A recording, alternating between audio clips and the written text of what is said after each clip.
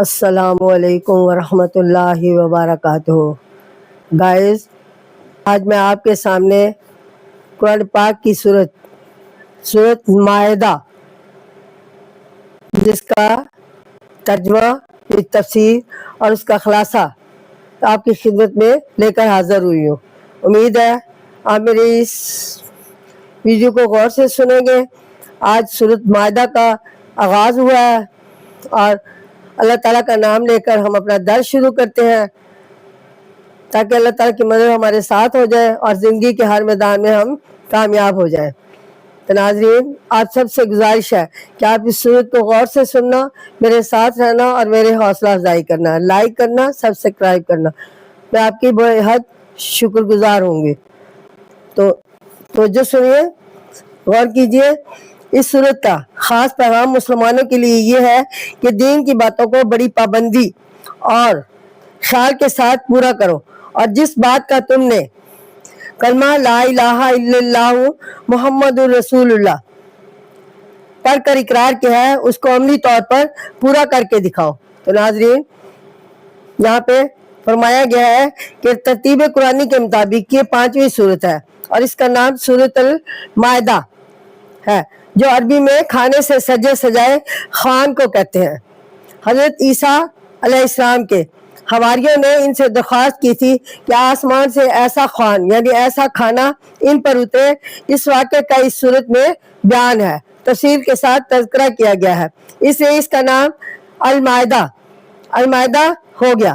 اسی سورت سے قرآن مجید کی 7 منزلوں سے دوسری منزل شروع ہوتی ہے، یعنی پہلی منزل سورت النساء کے ساتھ ختم ہوئی۔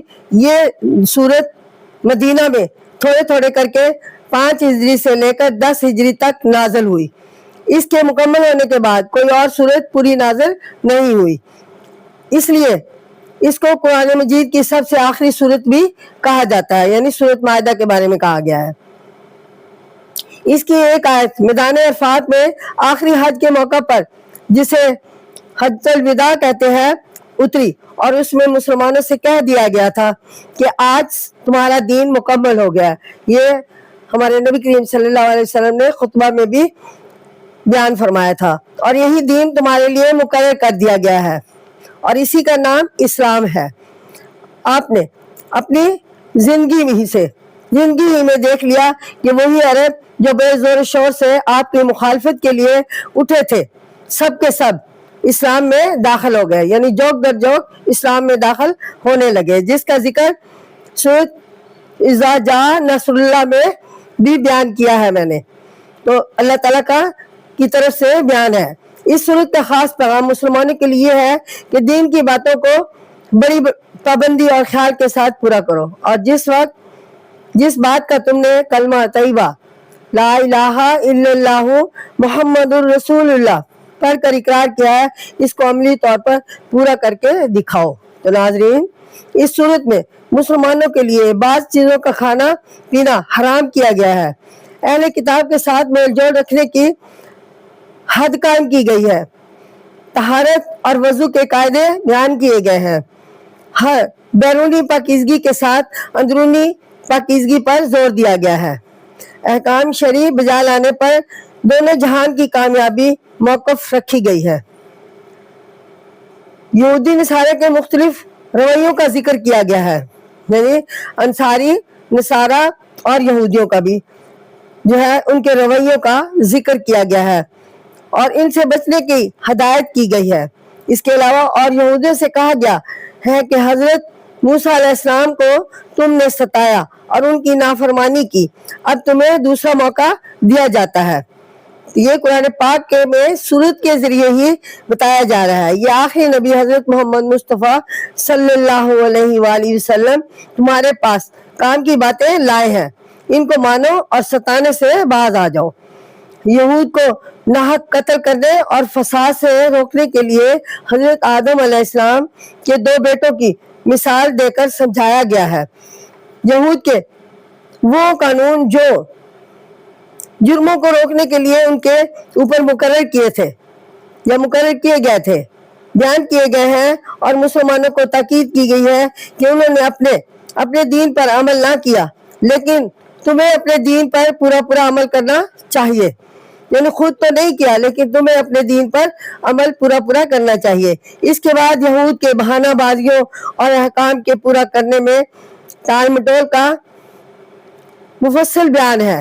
تو ناظرین، اسی صورت میں رسول اکرم صلی اللہ علیہ وسلم کا ارشاد ہے کہ تمام لوگوں کو قرآنی پیغام پہنچانا اور آپ کا فرض ہے۔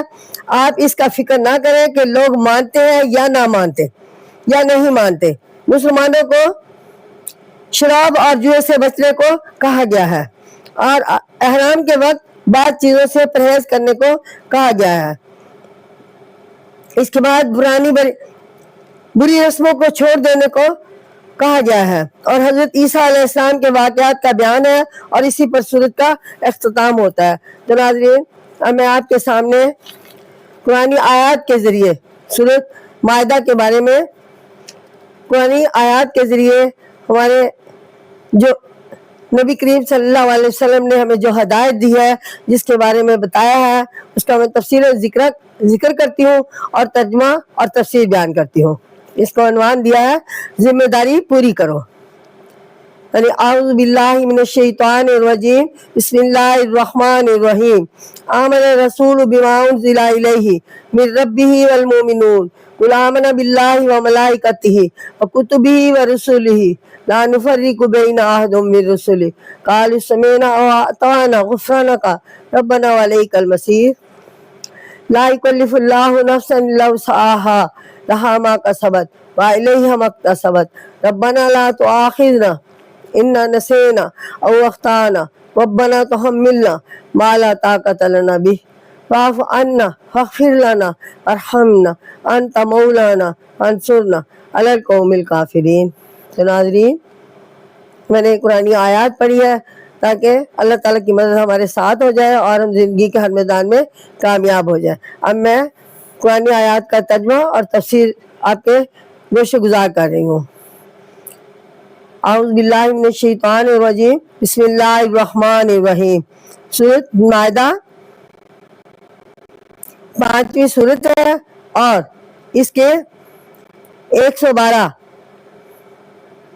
یہ مدینہ میں نازل ہوئی اور اس کے 14 رکوع ہیں، آیات 112 اور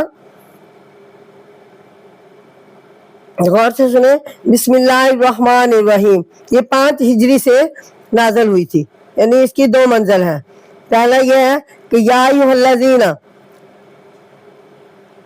الذین آمنوا اوفوا بالعقود، اے ایمان والو پورا کرو عہد کو، یعنی جو عہدوں کو، جمع ہے یہ عقود، عہد کی جمع، یعنی احلت لکم بہیمات الانعام الا ما، تمہارے لیے حلال ہوئی چوپائے مویشی ان کے سوائے جو، ان کے علاوہ یعنی جو اور، یتلا علیکم غیر محل الصید و، تم کو سنانے جائیں گے مگر شکار کو حلال نہ جانو، انتم حرم عند اللہ یحکم ما یرید، احرام کی حالت میں اللہ حکم کرتا ہے جو چاہے۔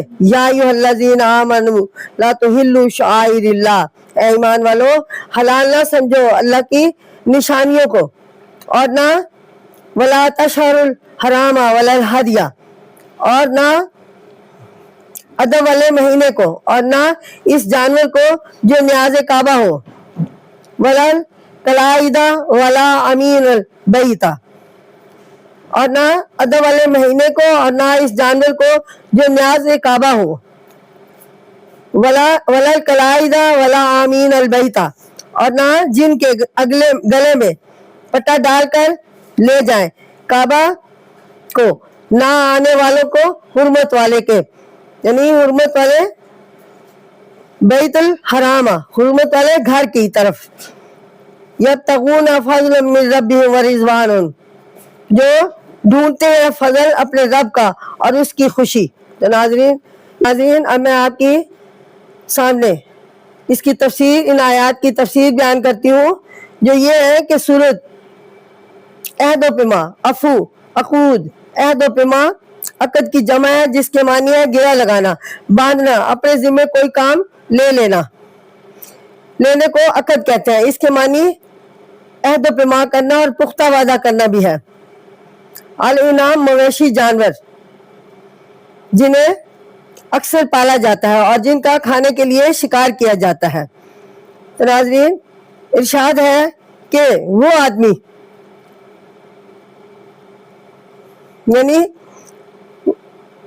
حلال جاننا، محلی سعید، محلین کو سعید کے ساتھ ملانے سے اس کا نون گر گیا۔ اس کے معنی ہے شکار کو حلال سمجھنے والے، جائز کر لینے والے، حرام حرم کی جمع ہے۔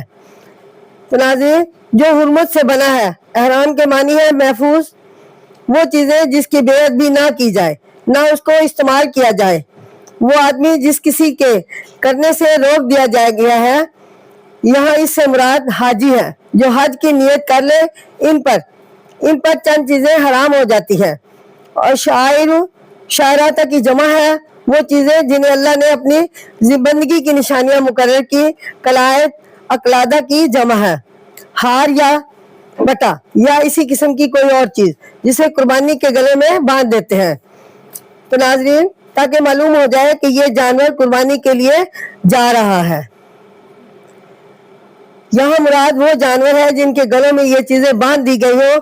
آمین یعنی کی جمع ہے، کعبہ کا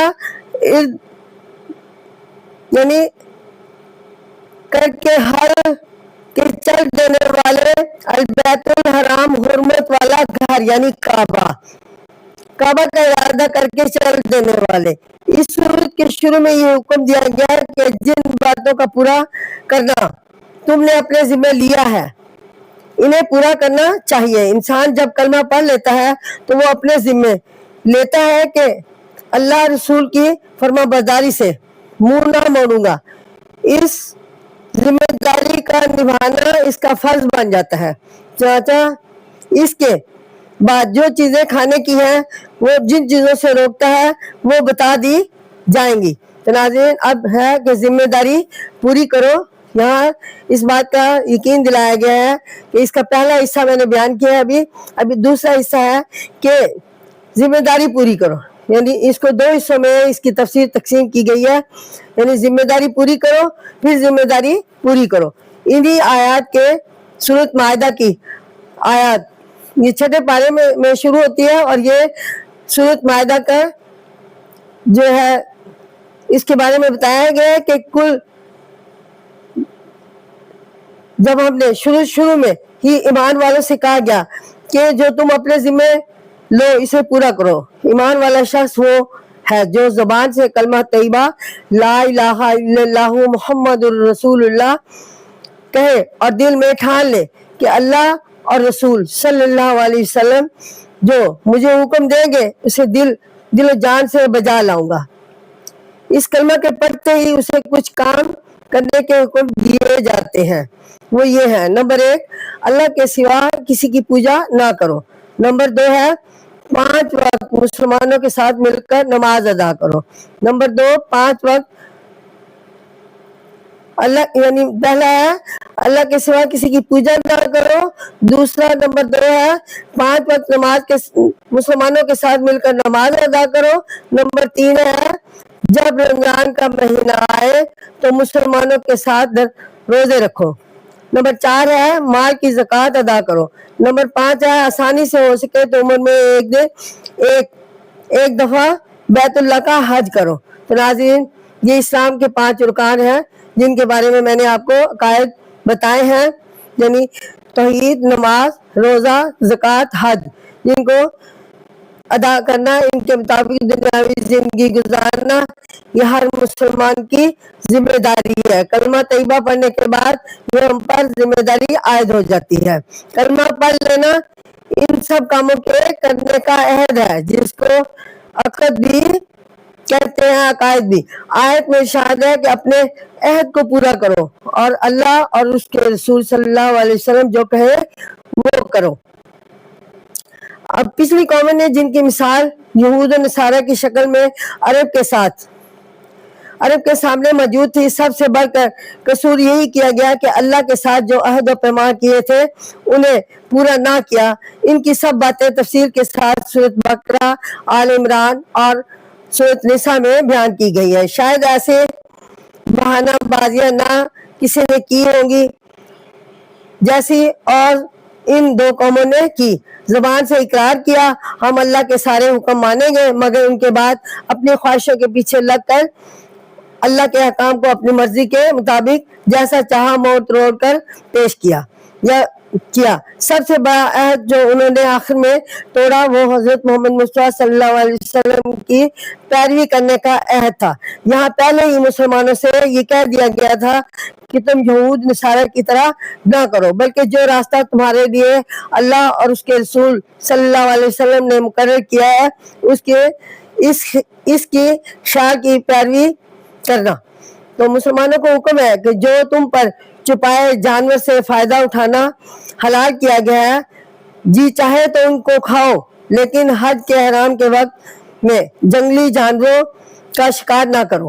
پھر اس کے بعد اسی طرح تم کو اور ہمیں حکم دیا گیا جاتا ہے کہ اللہ نے جن چیزوں کو اپنی عبادت کا مقام یا علامات مقرر کر دیا ہے ان کی عزت اور احترام کرو. یہ مقام مسجدیں ہیں اور خانہ کعبہ کے ارد گرد کی بہت سی جگہ ہیں جہاں حج کے موقع پر جانا پڑتا ہے یا کوئی کام کرنا پڑتا ہے. خاص کر 4 حرام مہینوں میں لڑائی اور گناہوں سے بچنے اور اچھے کام کرنے کی کوشش کریں، مگر ہاں کوئی حملہ کرے تو اس سے لڑنا ان مہینوں میں بھی جائز قرار دے دیا گیا ہے اللہ تعالیٰ کی طرف سے. یہ مہینے رجب، ذی القعدہ، ذی الحج اور محرم ہے. اسی طرح قربانی کے جانور جو مکہ معظمہ میں جائے جاتے ہیں اور کبھی کبھی ان کے گلے میں پٹا بھی باندھ دیا جاتا ہے، کوئی رسی ہی چیز لٹکا دی جاتی ہے، کوئی ایسی چیز لٹکا دی جاتی ہے. ان کا احترام ضروری ہے، کسی کو نہیں ستانا چاہیے. اسی طرح جو لوگ حج کے ارادے سے خانہ کعبہ کی طرف روانہ ہو جائیں ان کی حفاظت، ان کا احترام مسلمانوں پر فرض ہے، کیونکہ یہ لوگ اللہ سبحانہ تعالیٰ کا فضل اور خوشنودی حاصل کرنے کے لیے جا رہے ہیں. آگے ساری صورت میں یہود نصارہ کا حال بتا کر سمجھایا گیا ہے کہ یہ لوگ اللہ کے فرمانبردار بندے بنے، ناکامیاب رہے. یہ بندے اللہ تعالیٰ کے فرمانبردار بندے بنتے ہیں، ناکامیاب رہے. تم ان کی سی باتیں اختیار نہ کرنا، ایسا نہ ہو کہ تم بھی نافرمانوں میں لکھے جاؤ. تو ناظرین، اب میں آپ کے سامنے اسی طرح قرآن پاک کی سورۃ مائدہ اس کی آیت جو ہے آیت نمبر 2 ہے، جس میں بتایا گیا ہے کہ کسی کے ساتھ زیادتی نہ کرو. وَإِذَا حَلَلْتُمْ فَاصْطَادُوا، اور جب احرام سے نکلو جو شکار کر لو. وَلَا يَجْرِمَنَّكُمْ شَنَآنٌ، اور باس نہ کرو، یعنی تم منکم شناؤن قومن، جو تم کو دشمنی اس قوم کی یہ تم کو روکتی تھی، ان صدوکم، یعنی تم کو روکتی تھی. ان المسجد الحرام، حرمت والی مسجد سے، ان تعتدوا وتناعدوا، مسجد سے اس پر کہ زیادتی کرنے لگو اور آپس میں مدد کرو. علی البر والتقوی ولا تعاونوا علی الاثم، یعنی آپس میں مدد کرو نیک کام پر اور پرہیزگاری پر، یہ اور مدد نہ کرو. ولا تعاونوا علی الاثم، اور مدد نہ کرو گناہ پر اور ظلم پر، والعدوان، اور ظلم پر، واتقوا اللہ، اور ڈرتے رہو اللہ سے. ان اللہ شدید العقاب، بے شک اللہ کا عذاب سخت ہے، یعنی بہت شدید کا مطلب ہے اللہ تعالیٰ کا عذاب بہت ہی سخت ہے. تو یہاں پہ قرآن آیت کے ذریعے اس کی تفسیر یعنی زیادتی نہ کرنا. اس آیات کی تفسیر میں یہ بیان کیا گیا ہے کہ مسلمانوں کو ہدایت دی گئی ہے کہ اس آیت میں احرام ختم ہو جانے کے بعد اس کی اجازت دی گئی ہے کہ اس کے بعد کی ہدایت سے صاف معلوم ہوتا ہے کہ اسلام مسلمانوں کو دوسرے کے ساتھ برتاؤ کرنے کا کتنا اونچا طریقہ سکھاتا ہے. آیت کا پہلا حصہ جو پچھلے سبق میں آ چکا ہے چند باتوں کی ہدایت کرتا ہے اور کہ حج کے مہینوں کا احترام کرو اور جو لوگ حج یا کعبہ کی زیارت کے لیے آئے ان کو نہ روکو اور نہ ستاؤ. ان کے قربانی کے جانوروں کی حفاظت کرو. مکہ کے لوگ بھی ان باتوں کو مانتے تھے لیکن مسلمانوں سے اتنی دشمنی ہو گئی کہ جب وہ مدینہ منورہ سے کعبے کی زیارت عمرہ کے لیے مکہ معظمہ آئے تو کافروں نے ان سب باتوں کا کوئی خیال نہیں کیا اور مسلمانوں کو مکہ معظمہ میں داخل ہونے سے روک دیا. ناظرین، ایسے موقعوں پر مسلمانوں کا جوش میں آ جانا معمولی بات تھی، اس لیے پہلے ان باتوں کا ذکر کر دیا گیا جنہیں حج اور عمرہ ادا کرنے کے لیے ضروری قرار دیا گیا تھا تاکہ مسلمان ان باتوں کا خیال رکھے. اور پھر صاف صاف کہہ دیا کہ مکہ والوں نے دشمنی کی وجہ سے تمہارے ساتھ یہ سب زیادتیاں کی ہیں، لیکن ان کی دشمنی کی وجہ سے تم جوش میں آ کر ایسی بات نہ کر بیٹھنا کہ خود مجرم بن جاؤ اور اپنے ہر آدمی کو جوش میں آنے سے روکو، ایسا نہ ہو کہ وہ کہیں حد سے بڑھ جائیں. تو ناظرین، یہاں پہ یہ میں نے آپ کے سامنے جو ہے ان آیات کی تفسیر بیان کی ہے جو آیت نمبر 2 ہے، اس میں جو کچھ بیان فرمایا ہے یہ میں نے آپ کو تفسیر کے ساتھ سمجھایا ہے. اب تھوڑا سا میں آپ کو زیر گوش کر رہی ہوں کہ معاشرتی اصول یعنی معاشری اصول کچھ ایسے ہیں کہ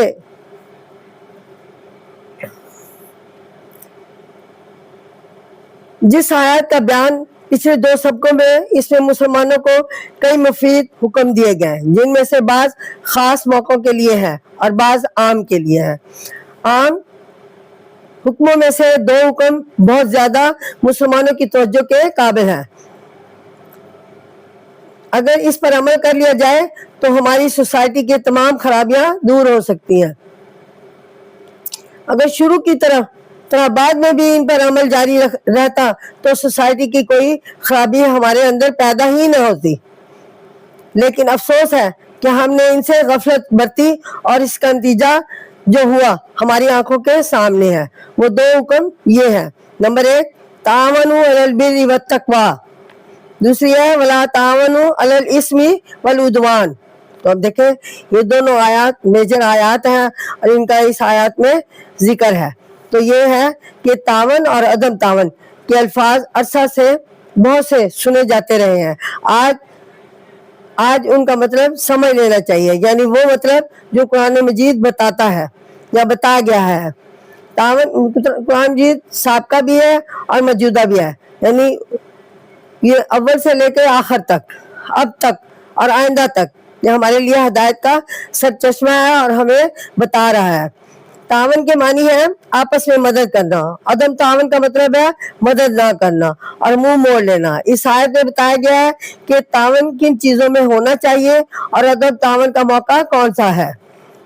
ان کا 2 جملے میں قطعی فیصلہ کر دیا گیا ہے جس میں کسی شک و شبہ کی گنجائش ہی نہیں، یعنی برا اور بے اور تقوی پھیلانے کے لیے تعاون کرو اور اسم اور عدوان روکنے کے لیے عدم تعاون سے کام لو. بر کے معنی نیک کام اور تقوی کے معنی برے، اور تقوی کے معنی ہے برے کاموں سے بچنا. ان 2 چیزوں میں تعاون ہونا چاہیے. اسم کے معنی ہے گناہ اور عدوان کے معنی ہے کسی پر ظلم اور زیادتی. تو ناظرین، ان دونوں چیزوں میں عدم تعاون ہونا چاہیے. اگر اس کو صاف الفاظ کے اندر اپنی زبان میں کہا جائے تو یوں کہہ سکتے ہیں کہ اچھے آدمیوں کے ان کے اچھے کاموں میں مدد کرو اور برے آدمیوں سے ان کے برے کاموں میں الگ ہو جاؤ. تو یہاں پر بیان ہے کہ بل میں وہ سب کام آ گئے جن سے آدمیوں کو فائدہ پہنچتا ہے. تقویٰ پرہیزگاری اسی کو کہتے ہیں. تم اسم وہ ہے یعنی اسم وہ ہے جس کے کرنے سے آدمی دنیا میں یا آخرت میں یا دونوں میں سزا پاتا ہے. اور عدوان اپنے سے کمزور کو دبا کر اپنے کام نکالنے کی کہتے ہیں. تو تعاون کے مصورت یہ ہے کہ سب آدمی جمع ہو کر پکا ارادہ کر لے کہ جو شخص آدمیوں کے فائدے کا کام کرے گا اور گناہوں سے بچے گا اس کی ہم سب مل کر مدد کریں گے. اور عدم تعاون کی صورت یہ ہے کہ سب مل کر فیصلہ کریں گے کہ جو گناہ کرے گا اور کمزوروں کو دبائے گا اس سے ہم سب سارے تعلقات قطع کر لیں گے. ایسا انتقام کر لینے سے ممکن نہیں کہ کوئی شخص گناہ کر سکے یا کمزور کو دبا کر اپنا مطلب نکال سکے. اب سوچنا یہ ہے کہ ہم اس کے بالکل برخلاف نہیں کر رہے ہیں. اگر یہ صورت جاری رہی تو اس کا مقصد نقصان آخر میں قوم کو پہنچتا ہے. یعنی آخر میں قوم کو پہنچے گا. نیک لوگ دبتے رہے مٹ جائیں گے اور نرے برے رہ جائیں گے. جس وقت ایسا واقعہ ہو گیا تو قوم ساری دنیا تباہ ہو جائے گی, اس کا نام و نشان تک نہ رہے گا. تو ناظرین یہ ہمارے جو ہے خیالات یا اس آیت میں جو کچھ ہمیں بیان کیا گیا ہے ان پر غور کرنا چاہیے اور غور کر کے اس کے مطابق ہم اپنی زندگی گزارتے ہیں اور عمل کرتے ہیں. تو اس سے ہمیں سبق حاصل کرنا چاہیے کہ حرام چیزوں کا ذکر کس طرح اس آیات میں بیان فرمایا ہے. حرمت, غور سے سنیں, حرمت علیکم المیتۃ والدم ولحم الخنزیر, تم پر حرام ہوا وہ جانور اور لہو جو وما اہل لغیر اللہ بہ, یعنی لہو اور خنزیر کا گوشت اور جس جانور پر نام پکارا جائے اللہ کے سوا کسی اور کا, یعنی لغیر اللہ بہ, اللہ کے سوا کسی اور کا. والمنخنقات یعنی والموقظات والمنخنقات والموقظات والمترادیات, جو مر گیا ہو گلا گھٹنے سے یا چوٹ سے یا اونچائی سے گر کر, مترادیات یعنی اونچائی سے یا اوپر سے نیچے گر کر, والنتیحات یا سینگ لگنے سے, وما اکل السبع سبوہ الا ما, اور جن کو کھایا ہو درندے نے مگر جس کا تم نے ذبح کر لیا, الا ما ذکیتم, جس کو تم نے ذبح کر لیا, وما ذبیح علی النصب, اور جو حرم ہے اور جو کسی تعاون پر ذبح ہوا, وَأَن تَسْتَقْسِمُوا, اور یہ کہ تقسیم کرو جوئے کی تیروں سے, بالازلام ذالکم فسقن, کہ تیروں سے یہ گناہ کا کام ہے. نہیں کوئی تقسیم کرو جوئے کی رقم تیروں سے یا گناہوں کا کام ہے. تو ناظرین یہاں پہ بیان فرمایا کہ اس آیت میں حرام کیا گیا ہے ان کو نہ کھاؤ. جو چیزیں یہ ہیں, نمبر 1 ہے میت یعنی مردہ جانور, وہ جانور جس کے جان ذبح کرنے سے نہیں بلکہ خود بخود نکل گئی ہو, اس کا گوشت کھانا جائز نہیں کیونکہ اس کا خون اسی میں خشک ہو گیا ہے. نمبر 2 ہے بدن سے بہہ کر نکلنے والا خون, خواہ ذبح کرنے سے نکلا ہو یا کسی اور وجہ سے یہ خون ناپاک ہے اور اس کا کھانا حرام ہے, بلکہ مردار کو کھانا بھی اسی لیے حرام ہے کہ اس کا خون مرنے کے وجہ سے اندر ہی اندر جذب ہو جاتا ہے۔ جانور کو ذبح کر کے اس کا خون بہا دینا ضروری ہے تاکہ گوشت پاک اور حلال ہو جائے۔ نمبر 3 ہے خنزیر کا گوشت ناپاک ہے اور اس کا کھانا حرام ہے۔ نمبر 4 وہ جانور جس کو اللہ کے سوا کسی اور نام سے لے کر ذبح کیا گیا ہو، یہ جانور باوجود ذبح کے اور خون بہا دینے کے حرام ہے۔ منخنقاتو، موقوداتو، مترادیاتو، نطیحاتو حرام ہے۔ ان کے معنی ترجمہ کے ساتھ اوپر دے دیے گئے ہیں۔ یہ جانور وہ ہیں جو ذبح نہیں کیے گئے ہیں، وہ چوٹ وغیرہ لگ کر یا اوپر سے گر کر مرے ہیں یا سب میت کے اندر داخل ہیں، لیکن چونکہ عرب میں ان کے کھانے کا عام رواج تھا اس لیے ان کو الگ الگ نام لے کر بیان کیا گیا ہے۔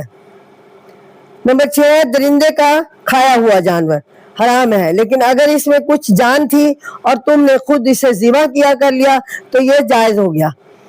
نمبر 7 ہے جو جانور تھا ان پر ذبح کیا جائے تو وہ اگرچہ اللہ کا نام لے کر ذبح کیا جائے پھر بھی حرام تھا۔ ان پر وہ جگہ ہے جہاں کوئی آیت بنا کر یعنی کوئی بت بنا کر کھڑا کر دیا گیا ہو اور اس کی تعظیم کی جاتی ہو، اس جگہ جانور ذبح کرنے کا عربی میں عام رواج تھا اور اس سے مطلب بت کا حق ادا کرنا تھا، تو یہ بھی حرام ہے۔ یہ نمبر 4 میں داخل ہے، لیکن چونکہ ذبح کا یہ ایک خاص طریقہ تھا اس لیے اس کا ذکر الگ دیا گیا ہے۔ نمبر 8 ہے سب سے آخر میں جوئے کی ایک خاص شکل یہ ہے جو عرب میں رائج تھی، منع کیا گیا۔ عرب کے بے فکر نوجوان چاہے جس کا اونٹ پکڑ کر ذبح کر لیتے اور پھر اس کے گوشت کے حصے بنا کر رکھ دیتے اور ان حصوں پر تیروں کے نام کے ذریعے سے بانٹتے اور ہر تیر پر ایک حصہ لکھ دیا جاتا، لیکن کچھ تیر خالی بھی ہوتے۔ ہر شخص جاتا اور تھیلے میں سے ایک تیر نکال لیتا اور اس تیر کے حصے کے مطابق اسے حصہ مل جاتا اور جو خالی تیر لاتے وہ محروم رہ جاتے، بلکہ ان کو سارے جانور کی قیمت ادا کرنی پڑتی۔ تو ناظرین یہ سب چیزیں جو تھی قرآن پاک کے حوالے سے سورۃ مائدہ میں بتایا گیا ہے کہ یہ حرام ہے، یہ مسلمانوں پر جائز نہیں ہے کہ وہ اس طریقے سے ایسا گوشت کھائے کہ اپنے استعمال میں لائے۔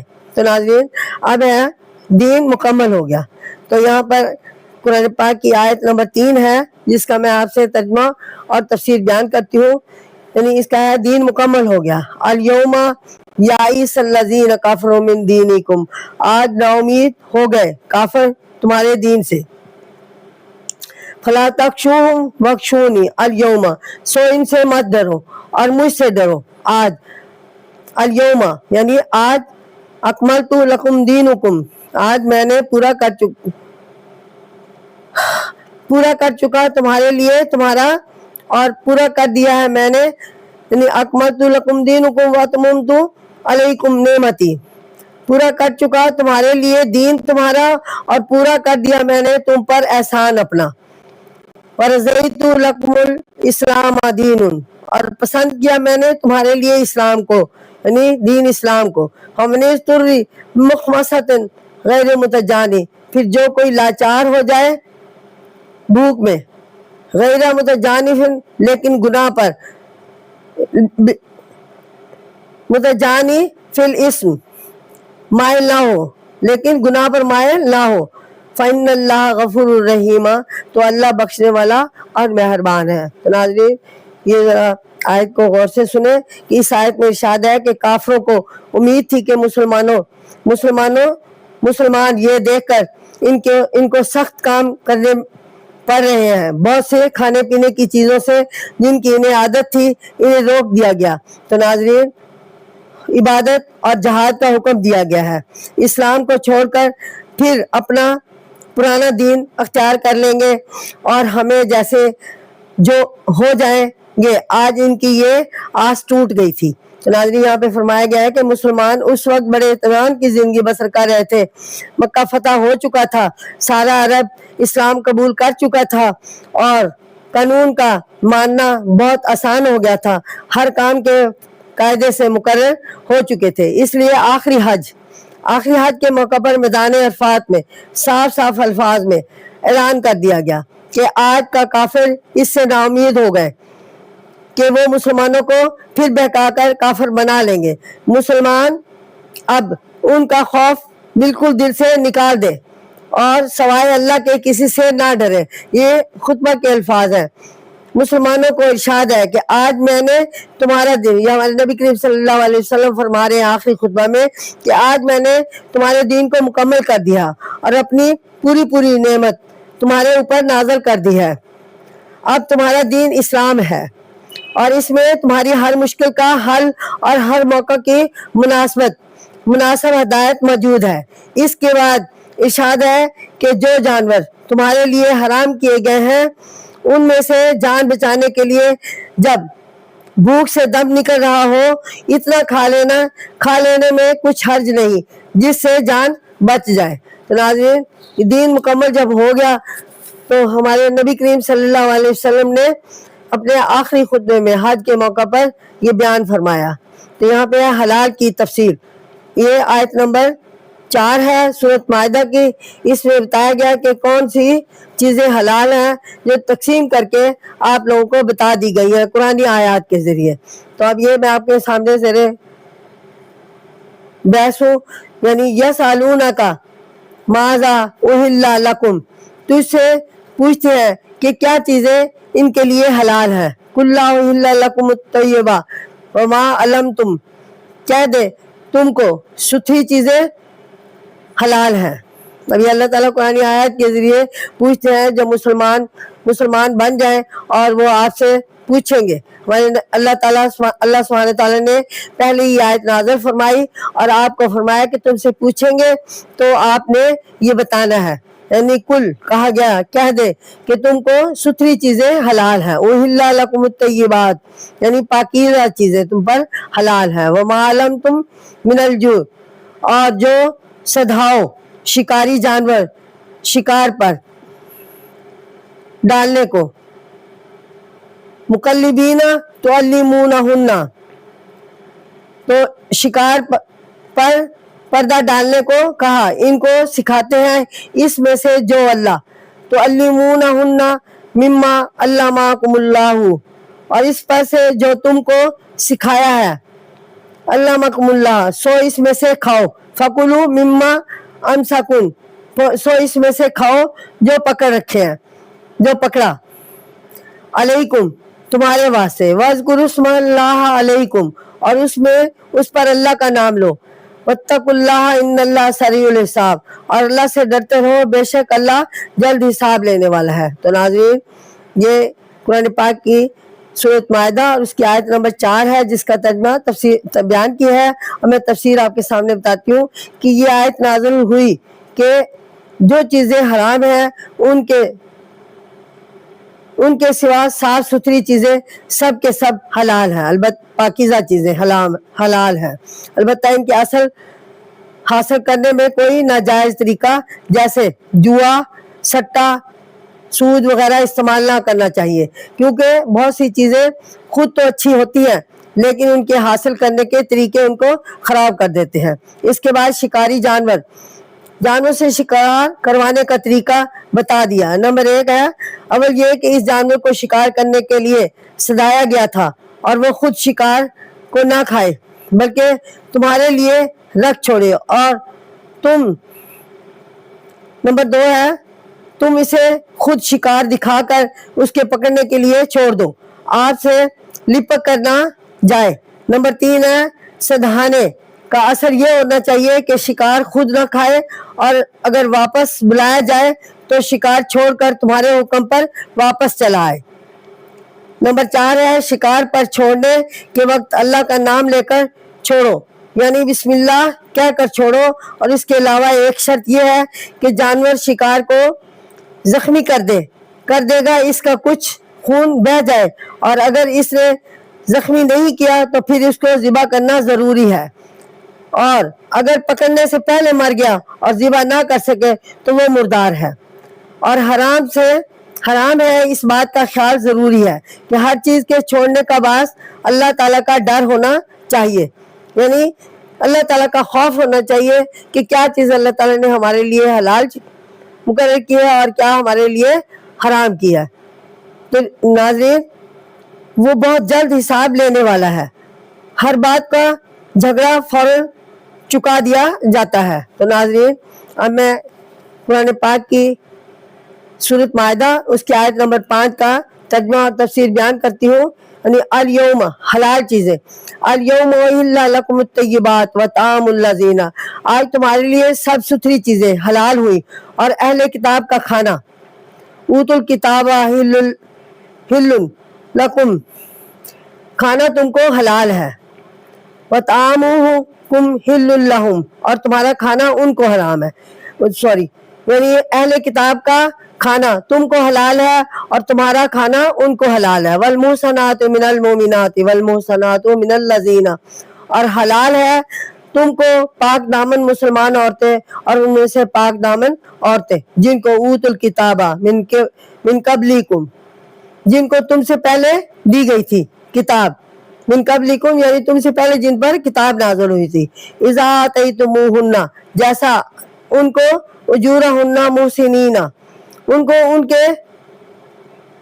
ان کے مرد دو قیدی قید میں لانے کو، نہ مستی نکالنے کو، محسنین غیر مسافحین، یعنی قید میں لانے کو اور نہ ہی مستی نکالنے کو، اور نہ چھپی، ولا متخذی اخدان، اور نہ چھپی ہوئی آشنائی کرنے کو، ومن یکفر بالایمان، اور جو منکر ہوا ایمان سے، فقد حبط عملہ وہو فی الآخرۃ من الخاسرین، تو ضائع ہوئی محنت اس کی اور آخرت میں ٹوٹا پانے والوں میں سے ہوگا، یعنی خسارہ پانے والوں میں سے ہوگا۔ تو ناظرین، یہ میری سورۃ مائدہ کی 5ویں آیت ہے اور درس کی بھی آخری آیت ہے۔ تو اس کے مطابق میں اس آیت کا ترجمہ نے بیان کیا اور تفسیر بیان کرتی ہوں۔ ارشاد ہے کہ اسلام نے تمہارے لیے پاکیزہ جانوروں کا اور ساری پاکیزہ چیزوں کا کھانا اور استعمال کرنا حلال کر دیا ہے۔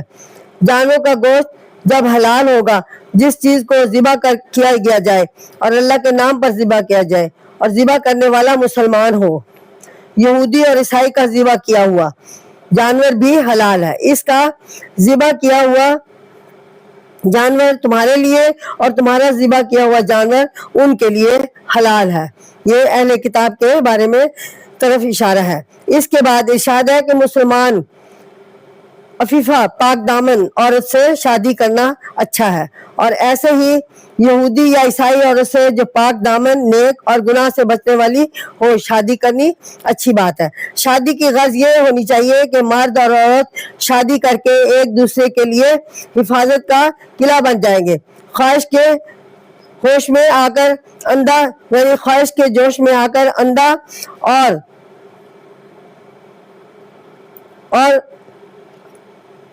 اندھا دھند جنسی تعلقات قائم نہ کرنے چاہیے۔ ایسا نہ ہو کہ بعد میں مل جل کر رہنا مشکل معلوم ہونے لگے۔ عورت سے خفیہ تعلقات جس کی غرض بہودہ خواہش پوری کرنے کے سوا کچھ نہیں ہو سکتی، نہ ہونی چاہیے۔